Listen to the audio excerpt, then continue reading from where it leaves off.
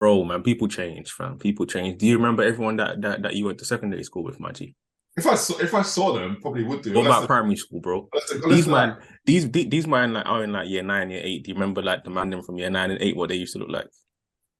look, if I saw them and they're not like super fat, yeah, because those two But girls, those two sisters, they just look older. They didn't look fat, they didn't anything like that. So hey, hey everyone, welcome to another edition of Panel and Friends Weekend Anime Podcast. We're finally here at the, I guess, penultimate episodes of Tokyo Revengers. Not quite Vinland Saga, but halfway through Vinland Saga season 2. But yeah, so let's get right into it. We're at Tokyo Revengers episode 11, which covers 4 chapters again, chapters 111 to 114. The episode's called On My Way Home. Yeah, and basically it's the end where we're just done with the Christmas beef now. That's done. Taju's finished. That's all in the past now, innit? But the episode starts off really sick though. We get the first annual meeting of Tokyo Imagine Gang. They get rid of Kisaki. yeah, finally, mate, finally. But do you think that scene here where he's begging Mikey is just pathetic, bro? He's like, this isn't that deep. Big time, yeah, of course. But that emphasizes who he is, isn't it? Really? I don't know. It doesn't emphasize who Mikey is. Is that they are just? No, I'm not saying Mikey. Kisaki is talking about me. Kisaki's a worm, bro. That guy is. That's what I mean. He's worming on the floor, basically. Exactly. What do you think about his boy though? Kisaki's boy. What, Hanma? Yeah, Hanma. I feel like he's I feel like low key he's worse than Kisaki, fam. He just maneuvers wherever he goes. If Kisaki says jump, he says how high, mate. I think the thing like for Kisaki makes these scenarios where you can run wild. You know what I mean? Like Kisaki makes all these beef, like the Valhalla beef, the Mobius beef, and then he's the smart brain, and the Hanma's just like, yeah, you make the scenarios, you make the the arenas for me, and I'm just gonna. It's like Caesar and Gladiator, isn't it? Basically, Pinky in the brain. I wouldn't say don't disrespect Pinky in the brain, bro. No, don't disrespect Pinky in the brain. That's a close. What are we gonna do today, brain? No, not Pinky in the brain. But you know what's funny though? What was mad? That punch he gave Draken though. Yes, that makes me want to see Draken fight more, man. I know. The way it just it. I know. There's a shockwave and everything, and on the base was like when you're like, what, Hanma? But Hanma got banged by Draken already. So and Mikey banged him. So I don't know. This is like whatever, innit? You know what I mean? He got banged. Remember he got banged in like the Valhalla beef. Yeah, but he's got a screw loose though. He's trouble. Yeah. No, he is sick though. He's a beast.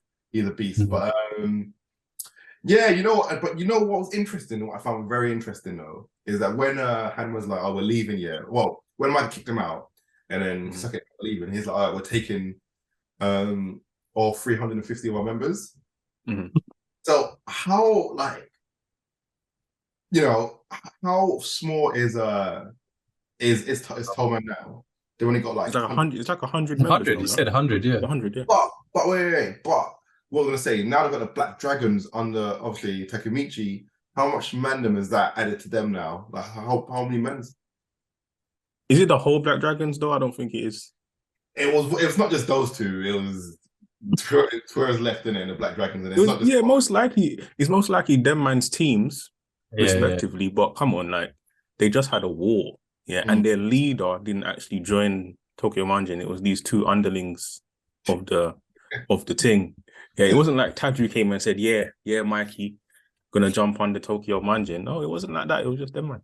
But remember, they said, "Oh, we're taking over the 11th generation of the Black Dragons." So that it means it is still quite a big number of, and Black Dragons are the biggest gang in this show. So that means that you're looking at least 200 members or something like that, something mad like that.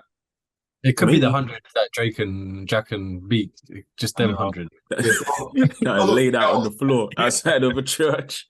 So they should even join. Join the thing. You know what I mean? But this episode as well, we had some good reminiscent stuff about Mikey's brother. Obviously, there's that whole dynamic between him and Takemichi continues. It was, what was sad? Chifuyu and Takemichi breaking up, basically. That was deep. No, because them two are like, they're. If you want to talk about good bromance, them two like. Yeah, that's true. I hear you. You know what I mean? Like, who's the cops from the Eddie Murphy film, Beverly Hills Cop? What's Axel and who's his partner? I know the one you're talking about. I can't remember his name though. Yeah, like those two names, especially like Jackie Chan. I hear that. You know what I mean? So I think obviously Chifuyu isn't like well, he's one of the main characters now, but he wasn't like Takemichi's friend. He didn't even know him. And like now them two are like boys, like brothers in arms, you know what I mean? Like proper. So I felt a bit like, oh man. If you didn't know what was coming, you feel a bit like, oh, this is over, isn't it? Exactly. But this makes me think, like, why is Takemichi going back? Wouldn't you just have trauma about going back? You'd just rather just stay in this timeline. It's all cushy now. He's a grown man, though. Exactly, he's a grown man. Why would you want to? I know, but he's gonna go back now. He's gonna go back, and there's that possibility that shit's gonna be a bit mad. Well, let's get to the episode. He went back to the future. Then you know what I don't get yet. So he went back to the future, and he saw obviously Mitsuya's two sisters, and he's like, "Oh, who are these people?" Whoa. It's like, bro, stop! He keeps doing it. Like, he doesn't recognize people when he goes back to the future. But that makes sense, though, yo. That makes sense. Remember, he's changed the whole timeline. People might have changed a bit. People don't change their faces, though. Bro, man, people change, fam. People change. Do you remember everyone that you went to secondary school with, Maggie? If I saw them, probably would do. What about primary school, bro?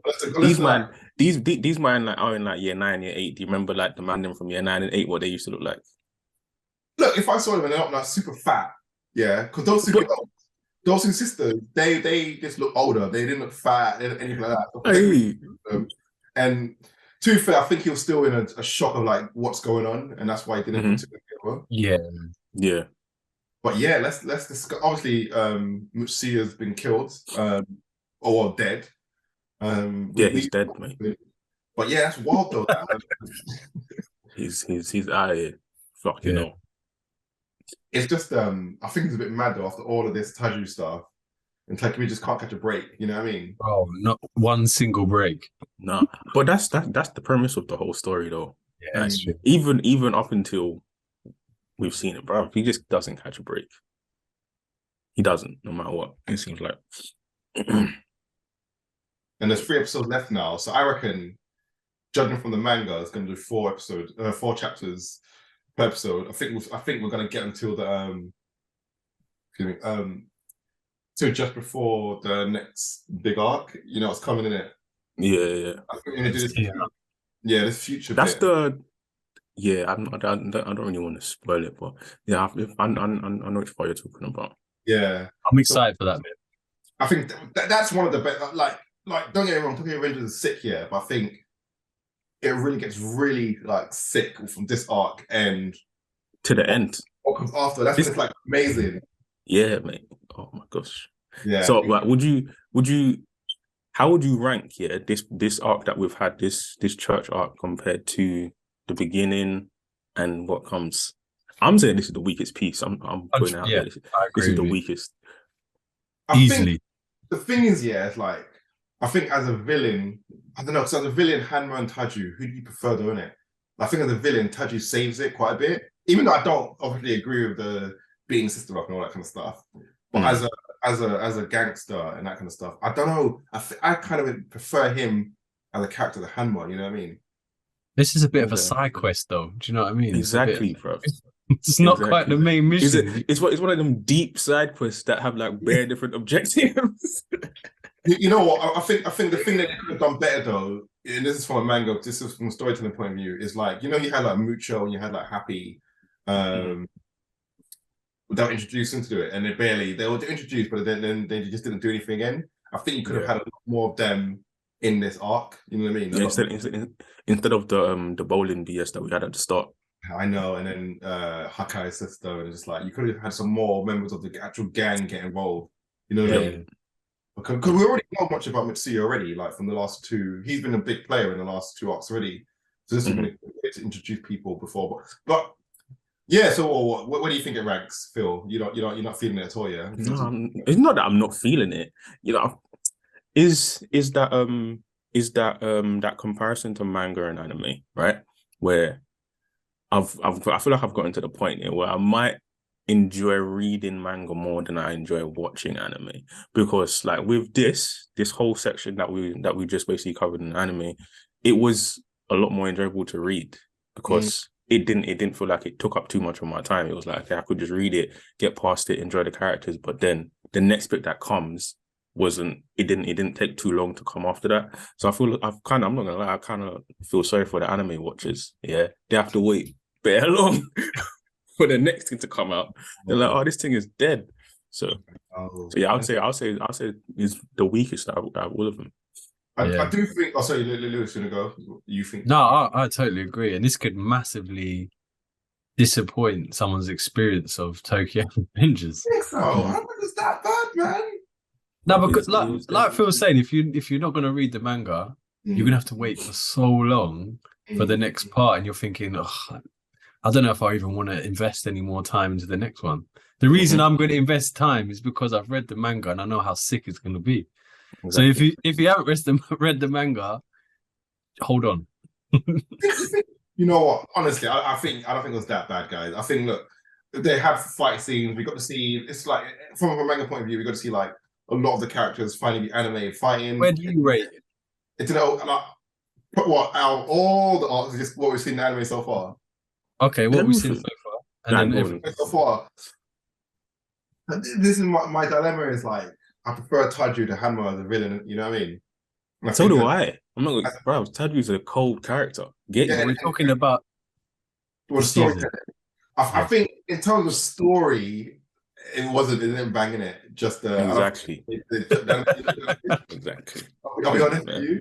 There's a bit of extra filler stuff that we didn't need. When it did keep it succinct to the manga and keep it on point, it was quite good. But yeah, there was a few things that were just like, whatever, man. Like season 1, they kept it straight to the point. You know, keep it to the manga. Everything was done really well. But yeah, they did go a little bit. And I thought also some of the episodes did end in awkward places. That was just my opinion. Compared to the manga. So in terms of storytelling, I just think it wasn't the best adaptation in the world. But when they did get it right, it was done pretty well. And also, one other big thing as well, that animation did suck quite a lot, man. There was certain scenes where you're like, come on, man. If you read the manga and you go back and read the manga, you'll be actually quite vexed if you haven't read it before. You'll be like, what? She's facing the scene. This is like such exactly. Exactly. Well, we love Tokyo Revengers. We're not hating it. Yeah. Bro, just say that is bad, bro. But just say that is not the greatest, fam. You gotta be honest here. It's alright, but it's not the greatest. This season wasn't the greatest. But let's give our scores for this episode, innit? Phil, what are you saying? 6.5. 6.5, mate. 6.5. That's it. I don't know what else I can say about it. 6.5. That's it. Lewis? Yeah, I'll give it a 7, just because I know it's teeing up for the next arc. I'll give it a 7.5, just because I think if you've not read the manga, the twist at the end, I think you'd be like, wow, what a twist. Obviously we read the manga, so we're like not blown away, but I think that twist at the end was quite a good twist. And I don't know, I think just seeing some of the relationship between the characters, like seeing Mikey kind of like character develop a bit, grow a bit. Chifuyu also like, oh, you're the end of your journey now, Takemichi, I'll see you later. I think a lot of that was kind of like a bittersweet end to the arc kind of thing.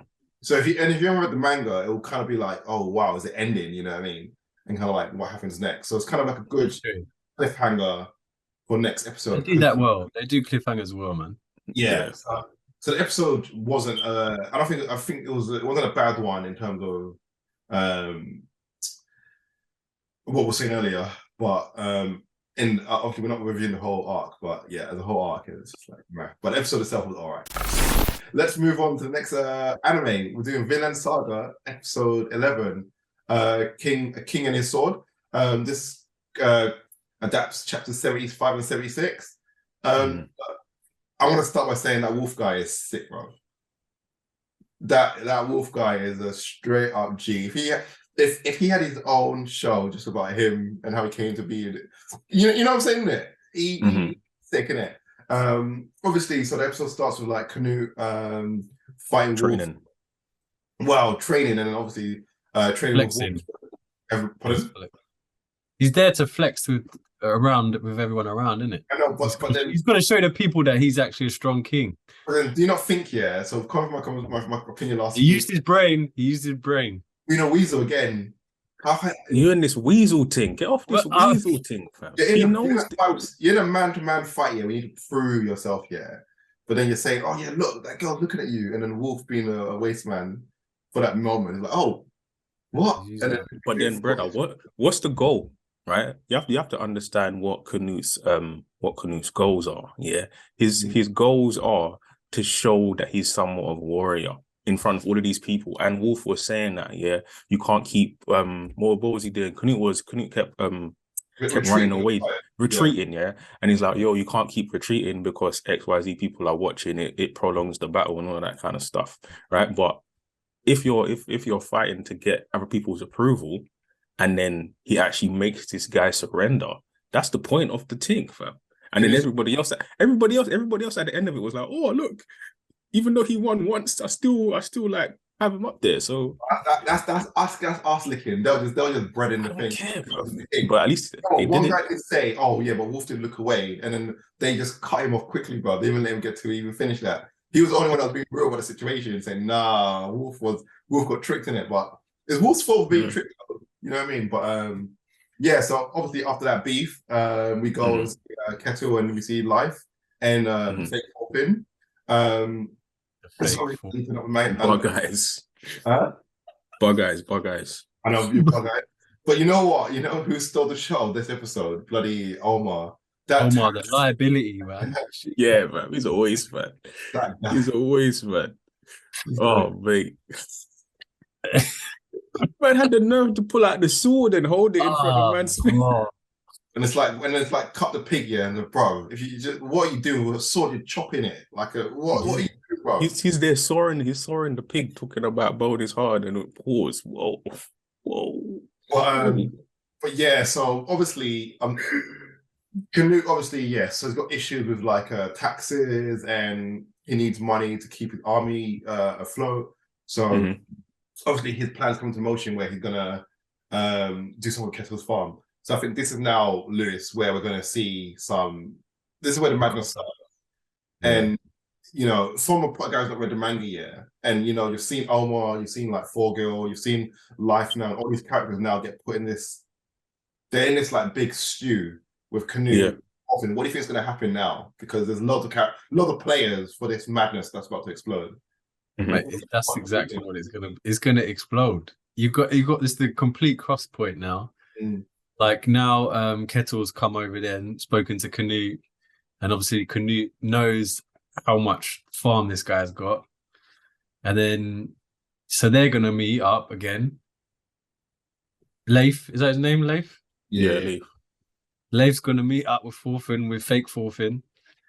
Mate, it's just gonna be. I'm curious on what Canute's gonna do when he sees Thorfinn.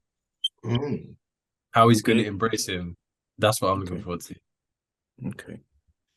Or how Thorfinn's going to react to seeing Canute. Is he just going to like switch something on him and he's just going to go mad?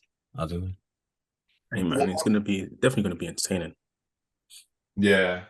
One thing I did find interesting though, they had a long prologue of at the start of the episode. You know, normally they have like a little minute thing, yeah. But they had it was 8 minutes this prologue before the intro starts.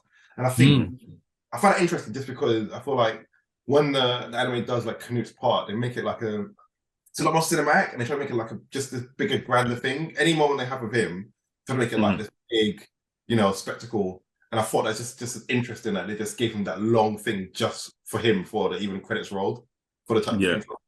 I understand it though. I understand it because people like you, that be talking like that, talking that Canute's a weasel and all of that. Yeah. It needs you need to actually like see him develop as a character and give him his like grandeur. Yeah. So having all of that before the thingies roll, like it makes Canute like seem like the main character in a certain kind of way. I feel like he is though. I feel like, you know what? the thing is, yeah, it's like obviously season 1, yeah, it's all about Thorfinn, yeah. But I feel like this season, even though it's only been like 3 episodes that focus on Canute, I feel like those 3 episodes have been like really impactful and like kind of like match the same energy as the what 7 about Thorfinn and Einar. You know what I mean? We've got a lot of great storytelling, and I feel like this is kind of Canute. I don't know if I feel like it's the dual protagonist. You know what I mean? We are watching Canute's kind of like character develop and grow up, because he's like, every time we see him, he's got a new beard. He's even more of a weasel. He's finding new ways to trick people. You know what I mean? He's finding new ways to be a cunning king. But it's just interesting to see how he's I don't know, just you know, when you saw him in season 1, Lewis, did you think he was gonna ever like reach these highs? And mind you, Canute is based on a real king. Not really. I didn't know that. Yeah. A lot of the characters' life is like real Thorfinn Dor, like based on real people. And King Harold, like this war, because you know the war that with Thorkel in the first, when he was on the bridge. Yeah. And that's basically like London Bridge is Falling Down song comes from that. Okay. Yeah. When the Danes attacked England. But yeah, so with Canute, Damn, I'm learning some historical knowledge about England and that. Jeez. Cool. Yeah. No. I didn't know that. It's funny, every time I type in Thorfinn, it will come up with like an old character and have to put Vinland Saga just so I get the character. The guy who did it, he wasn't like this this warrior. He was more like an explorer. Thorfinn, what's his last name? Begins with K, but I forgot his last name. But yeah, they call him that in this anyway later on. But yeah, so Lewis, seeing Canute how he is now, and you've not read the manga yet, so you don't know where it's going. Like, what were your thoughts? Like the transition from being a wimpy kid to this, I guess, regal figure who's like just taking it all, taking a monopoly board. You know what I mean? He's just going for all.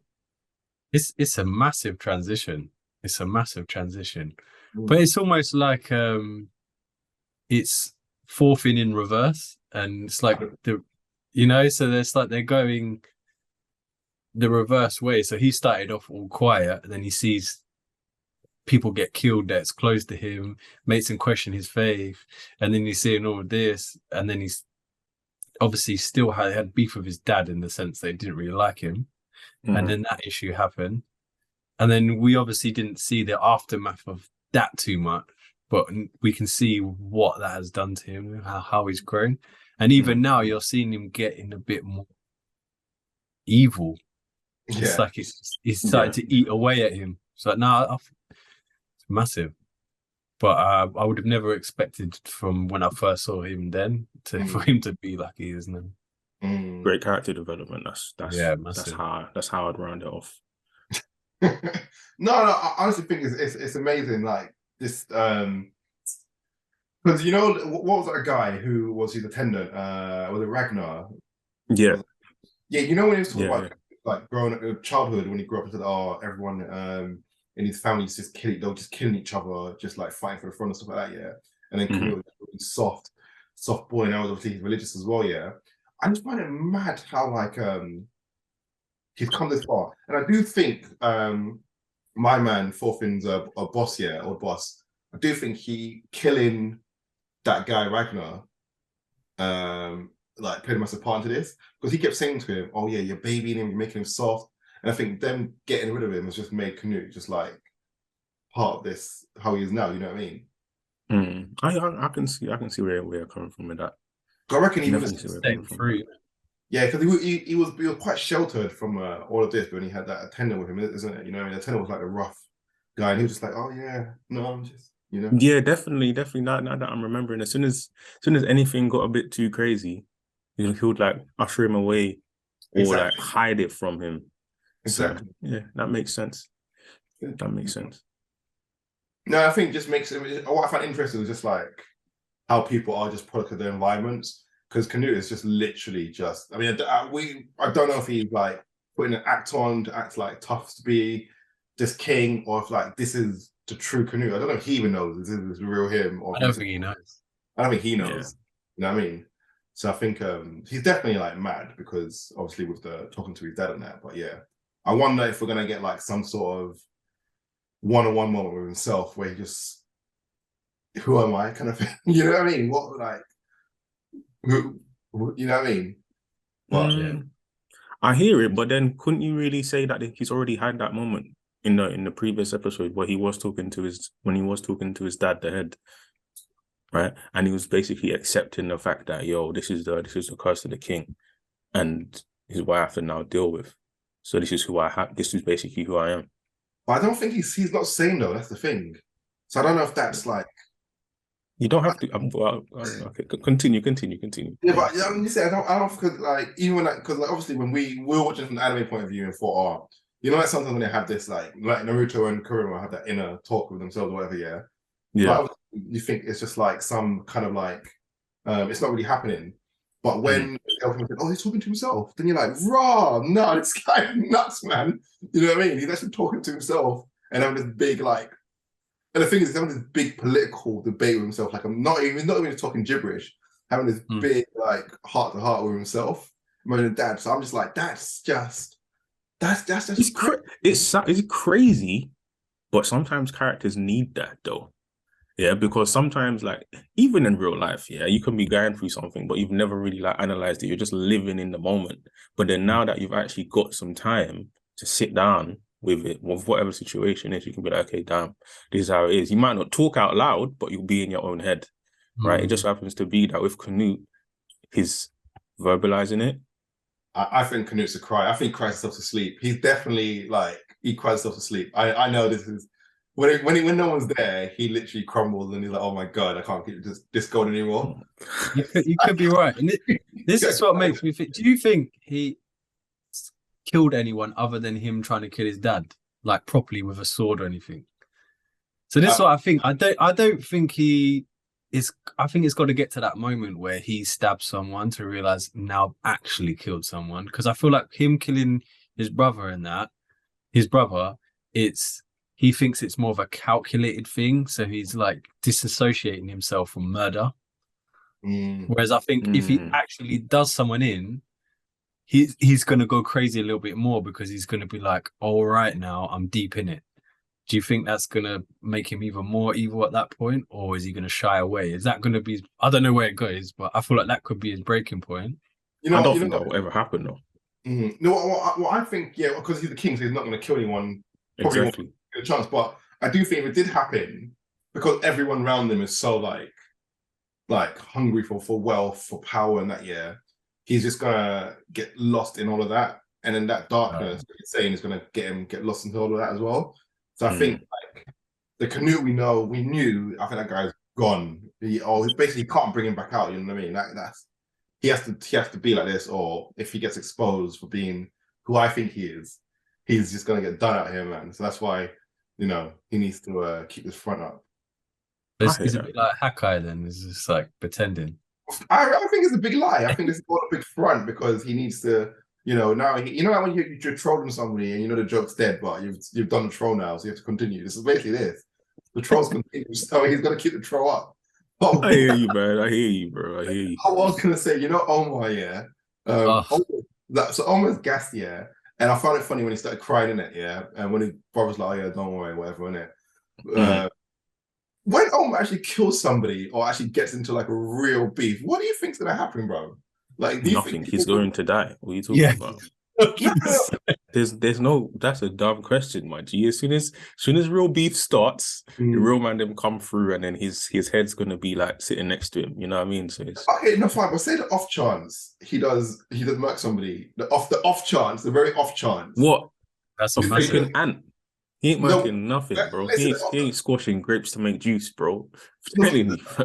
I just think the off chance that I just think it's interesting how it's like, he's just so like eager to be about this life, and that it just makes me laugh, man. That we'll see what happens with these characters, but he cracks me up. He's just so eager to be about it. And, but then you have to go back. The reason why I'm saying this about my man, is of course when you go back to when not Snake's boy was telling him to cut Thorfinn in the camp.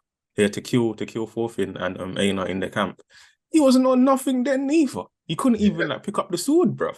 It's been a couple of years though, and now he's carrying a sword with him. I don't Bro, he rate was that. carrying a sword before. He couldn't even get it out. Exactly, couldn't even get the thing out, bro. But now the sword's out, Now man. He literally drew it. He drew it on a man. He drew on Thorfinn, he bro. drew up, but he drew it on bug guys, but he wasn't going to do nothing to him anyway. Let's be honest.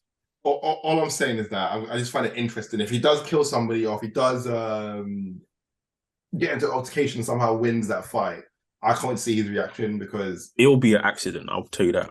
it probably will be an accident. But I just want to see, like, is he going to be like, yeah, I'm that guy, or is he going to be like, oh my god, I'm killing somebody? You know what I mean? All right, so question, right? So, what's more likely to happen? Yeah, he gets into a fight and he actually kills someone on purpose, right? Like he goes to attack someone, kills them. Wait. Or yeah, he gets into a fight, the person dies by other means, and he takes credit for the death.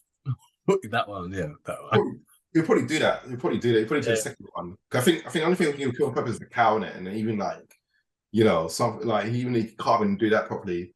But I think that would happen. The second thing would happen, but then he wouldn't now pursue the war thing anymore. He would just have that now. He doesn't need to go to war anymore. Just hover around the field, telling slaves, "Did you know I killed someone before?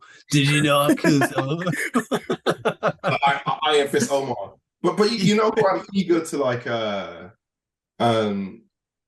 see in action? His brother. Because his brother, obviously, he's not been gassing. He's not even talking a bit like, of grease here, but not to the same extent as Omar in it. So you kind of think my man actually is about it quite a lot. So hey man, you already saw what he can do low key when he was wearing in the utes. Yeah. So exactly. So when it kicks off, if something does kick off, how much of a madness is this guy going to cause in it? Because remember, him and Snake are boys. So I wonder madness is going to be caused because I don't know, man. It seems something. Who's saying stronger, him or Snake? Only God knows. I don't know, man. We've not really seen Forgul. So he served the king. So I'm guessing he must be. But then Snake really doesn't serve the king by choice. Probably, I reckon. Yeah, that's just true. And Snake did train Forgul. He did say, "Oh yeah, thanks to your kind of like training and stuff like that." I think there'd be two different techniques, though, wouldn't they? One is a bit more agile, and the other one is power. I think Forgul's going to be like just a barbarian. I think it's just going to be, like that guy from season 1. Yeah, he's going to be like him. The mushroom guy. Yeah. It's going to go wild. But do you guys want to give your scores to what you thought this week's episode deserves? I'll give it 7.5. I enjoyed it. It's the next few episodes now. I can tell is going to be what you guys have been excited about. I wouldn't have been excited. We've been saying we don't know. We just will. But I've been looking forward to selling crops and stuff. Yeah. Phil, I'll give it a 7.5 as well. It was good. It was a good solid episode. Yeah, and I feel like the story carried it well. So yeah, 7.5. I'll give it 8 because I think we're finally seeing the ingredients of madness come together. And one thing that I think is going to be very interesting is like life. Obviously, he's been looking for Thorfinn for all these years, and he's like one step away from finding him. But now there's all these other mad things happening right at the same time that he's about to find him. So I find that very out of order, very deep, and I wonder how that's going to affect his because you can't, it's out of order. He's been searching for like good. This is like what 10 years or something. He's been searching for him, basically, yeah. And you're literally so close, but then brewing in the background, King Canute is going to cause a massive madness because he wants to, steal someone's farm in it. So I think this is a good setup for hopefully what's going to be really exciting to come later on. Then even like the little things, so is little, but it's not little. Like them saying that they might be on the way back home if they go to Kettle's farm, they might not even be able to get there because the sea might freeze over. So it's like them little things that are throwing like wrenches in. 10 days of traveling, bro. And that guy is like, I'm not on it, bro. I've told you. Exactly. Not doing it because they want to go to Iceland, isn't it? But no, you're right though. There's a lot of little things that could. Well, there's a lot going to happen, and we got what 10 episodes left? No, we got 13 left because it's what 24. Yeah. Yeah, damn, we got a long time, so we got a lot of to come. But that ends this week's episode of the weekly anime podcast. I hope you enjoyed it. Like, subscribe, and comment and share. And yeah, let us know your thoughts in the comment section about what you think is going to happen in this with this Ingredients of Madness.